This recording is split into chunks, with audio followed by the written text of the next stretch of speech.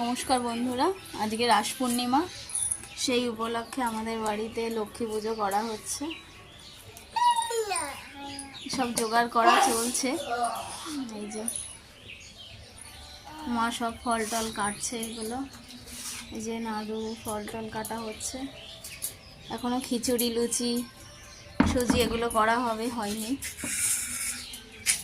সব কিছু প্রস্তুতি চলছে। এই যে আমার ছেলে লেবু খাচ্ছে, এই যে আমার মেয়ে খেলছে, বর স্নান করছে। এই যে আমার দুই দিদা আলপনা দিচ্ছে, আর ওখানে রান্না হবে।